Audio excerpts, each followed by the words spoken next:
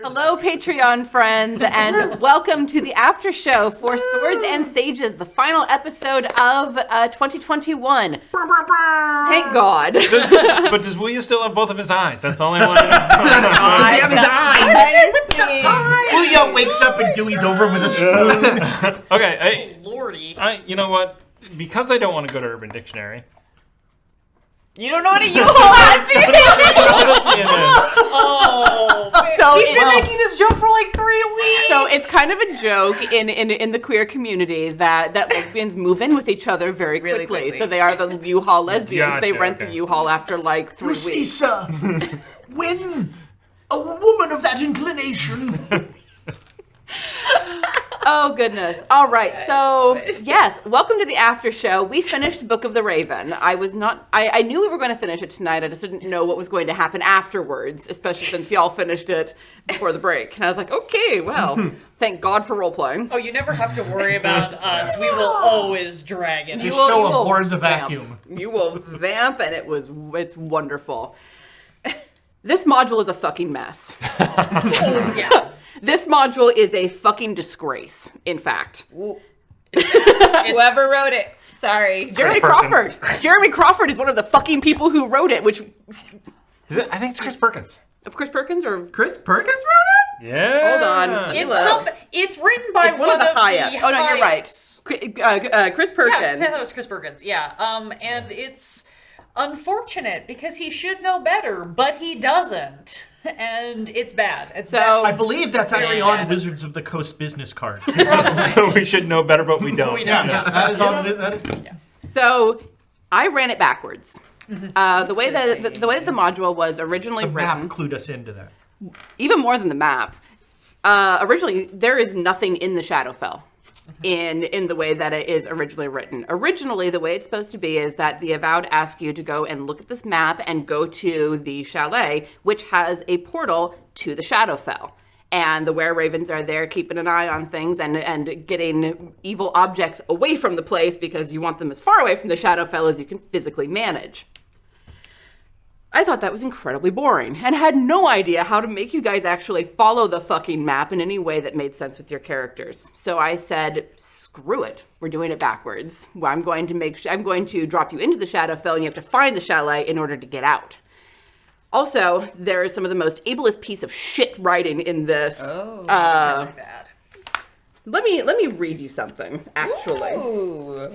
Because this Talking after show. I love it. This made me actively angry, and I don't tend to get that way with this stuff. You know, I have found that talking bad about Wizards products really is a thing the fans love, so I'm excited. For Yeah. It's not that I have a problem with D&D in general, which is what people get on you about. It's that I have a particular problem with this writing and the way that this is done. Which I would argue is endemic of much of Wizards of the Coast products, but Let me see. Where is the actual? Wizards of the Coast. Well, and while you're finding that, No one from Wizards is a Patreon. Yeah. So I do also just want to like riff while I'm vamping for Tiana to find this passage that like why would you build a module in which there is a portal to the Shadowfell, one of the most bizarre and interesting places, and not actually have anything happen there? The entire premise of the module is don't bring anything sketchy or highly magical near the portal. There's nothing to do with the portal, it just is there, which is insane that you would like that is the most open door to players. Obviously everyone's gonna want to poke the portal. we're all sketchy and there's highly magical. Yeah. There's obviously a map in the Shadowfell, so they expect you to go No, there. No, that is that's not the in map. the That's the That's map the of the material chalet, plane. yeah. Yeah, okay. because the chalet itself is not in any specific place except opposite of where Witchwood is. Which way? Which way? Thank you. Except opposite of where that is. Because if you read the map, the clues, that the little riddle, we actually followed backwards. Yeah. Yeah. That was when I realized. Interesting. But also, there's no adventure. It's literally go to this chalet and find out that the guy who owned it was a piece of fucking shit, and that's it. That's the module. Wow. Yeah, and so there was the Baron Branifex and his wife, the Baroness, and she is still alive apparently because all the other members of her family died and were interred there. Helitha is actually the daughter of the Baron and Baroness. She died in a hunting accident when she was 9, and she was a tomboy. She was, her father, the apple of her father's eye. In contrast, Sylphane, the couple's firstborn daughter, was bedridden, having been born with terrible physical deformities. The Baroness was glad that Sylphane could be housed in the chalet to keep her far from the public's eye. A nursemaid was hired to watch over the child while the Baroness was away. The Baroness described Sylphane's death at the age of 6 as, quote, merciful, and there's some indication that the Baroness had a hand in it. Oh, yikes. Also, Sylphane, the Baron's deformed daughter, was a tortured soul. After she was interred, her grave became a shadow crossing, a gateway to the Shadowfell. Wow. Yeah, not a good look. Should have just had an 8-year-old Well- broken heart. This is extra impressive that you pretty much just wrote this whole arc Yeah. by yourself. I made this up from beginning to end based around the fact that Wuya and I had talked about... Hi! James and I had talked about... James in Wuya's I have some voice. real ideas about this arc. We actually talked about it on the shoot that we were working on because we had the time that we were standing outside, and I was like, the next place takes place in the Shadowfell. What do you think about X, Y, and Z? You have a raven. Was she connected to the Shadowfell? She's a skeleton out in the real world. Maybe she's like the Shadar Kai, and has her real form in the Shadowfell. Yeah, I mean, like, it's those moments where I was just like, oh yeah, Iris, can it be a skeletal raven? Why not? And then when we have a situation like this pop up in which Tiana's like, hey, do you want to incorporate some part into your story? I was like, yeah, that's one thing. Is just like a few After Dark episodes ago. It's just like incorporating different pieces into it, like leaving enough gaps where it's like, it's not just like going on your own little adventure. It's creating a story together. Well, and something similar happened with The Apprentice. You had told me that Wuya had an apprentice who was there when the ritual happened, but was gone when you woke up. And you didn't know what happened to him. You didn't know what was going on with all of that. You left it entirely in my hands, and this is what I did with it. And he'll be back. Yeah, and we didn't kill him, which I appreciate. It was an interesting choice. I wasn't sure which way this was going to go. Neither did I. Given just the context of the stories we've set up for all these characters and the sort of independent quests, if you will, that they were all on that kind of brought them to Candlekeep in the first place, I think it's way more interesting to leave this thread open. We've obviously gotten a huge reveal now about what's up with Wuya. I'm sure that there's a lot of money being exchanged amongst the chat as whoever's bets were on what. He's totally evil. We were talking about this a little bit at the break too, about like the big bad, like it's not fun to just systematically kill the big bad of each chunk every time. It's way more interesting to have that development and have the possibility for them to come back. And I think this opens really interesting doorways, especially with the conversation that Dewey had after, which was quite surprising to everyone. That's great. Yeah, I sat back and went, okay. Yeah. All right. And it just like shifts him from just being a basic antagonist, like, oh, I want to get revenge on my old master. Now this character plays not just a role in my story, but in you three tangentially, but now yours much more, and how that can evolve him from possibly being a potential ally to being just like a co-conspirator who may use you, who may see you as like, oh, maybe I can take him and be my apprentice. I was amused when he was like, I don't know how I can get into Candlekeep. It's not like I can turn myself into a book. Yeah, kind of useless in that form, though. It's a great way to get into Candlekeep. Yeah, but then what? Well, and then all these continuing threads, as much as we joke about, like, this is going to be the first TPK that is party generated, and the GM just sits back and lets us do it. But it is, like, I'm really enjoying watching all of the different ways that the party is working together, but also working at odds with each other because everyone really is on their own independent track. Everyone has their goal that they're pursuing, and at any given moment, they may have to make a choice between, are we working together or does my goal supersede the group goal? And I like that tension. I think that's a really interesting way to play because it's very human.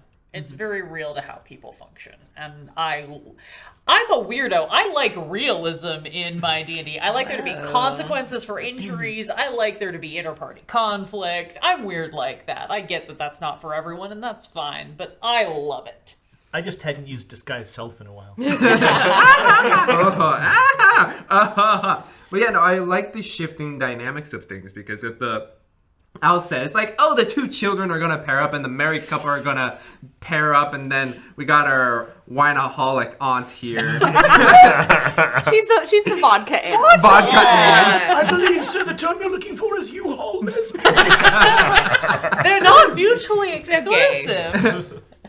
But then we got, like, now this shift, we've got a business partnership here. This is a possible potential mentorship and apprenticeship, possibly, that I'm seeing. And then this one here is just two old romantics. Remembering Remembering the days of yore. So yeah, it's fun to see that and how they're going to continue to develop. Like, I know you were mentioning, it's like, oh, Mom Bacthany.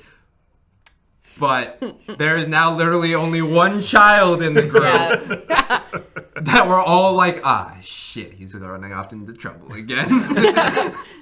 I will say that, I mean, I'm a very new GM, but this module, this arc, is one of the things that I'm the most proud of in my time as a GM because of everything that you guys brought into it and how it all played out. I'm very pleased with it. I'm very excited to see where it goes from here. It'll be interesting to see, because I know where we're going next. And that's about all the path that I'm able to see right now. I am very much an adherent of the Far Wanderer in some ways, which is to say, I follow what I can see and just go as far as I can see. And where we're going is for 4th level characters. Yes, all of you level up. Oh, are we not level You level 4? up now. Oh my God. Congratulations, welcome to level 4. Has He's Dewey been been casting cheating 3rd level. all this time? Well, yeah, I've been casting 3rd level spells. That's where that lightning No, that's bolt came good. from. What? Wait, what are quotes? Oh, that's a good question. Again, I end up listening. It's easier to do this when I'm a GM. We're on a break at the moment. It's called codependency. It's a sighing kind of day. It's a lich thing. You, for someone so intelligent, are incredibly stupid. The difference between intelligence and wisdom. Yep. Very much so. But yeah, this was, I feel, one of the best ways to end this year. I'm very happy with all of this. I'm very pleased with where we are, and I'm very excited to see where it goes from here. So thank you all so much for being incredible players, incredible role players, incredible storytellers. And we'll be doing it again in like 2 weeks. Yep. That's crazy. Yep. I know, Laura, thank you so much, Yes. for the lovely mint. Woo, you can still smell it. Oh, let's see what's in the bottom here. Oh, It's probably just mint leaves and death. Yeah. just for that face.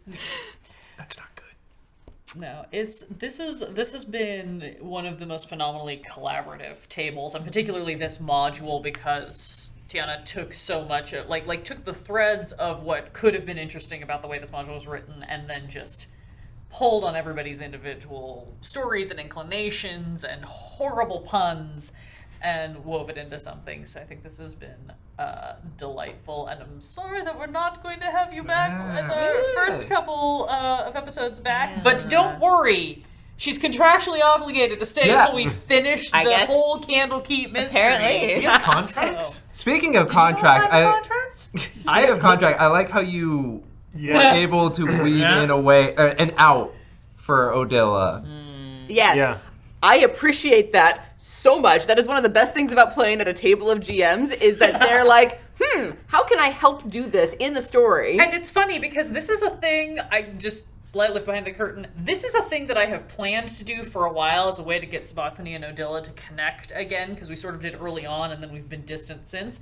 And I realized if I do it now, not only am I going to get the joy of watching the VOD back to see Tiana's face, which I was deliberately avoiding looking at when I brought this up, but also it gives us a potential out if needed for Odila to dip away for. And I think that we will take advantage of that. I will tell you what you know, and you can pass that along to her. Wonderful. Oh my god, and you foreshadow it perfectly. For the rest of us, it's just like, I believe she's called a U-Haul. It's like, oh no, she's leaving us for Sarai. We gotta go back to Neverwinter to find her, everybody. Baldur's Gate, no, but Oh, yeah. Baldur's Gate. Yeah, we can go to Neverwinter. That's a lovely vacation spot. My mother hates it We're there. adopting a cat together.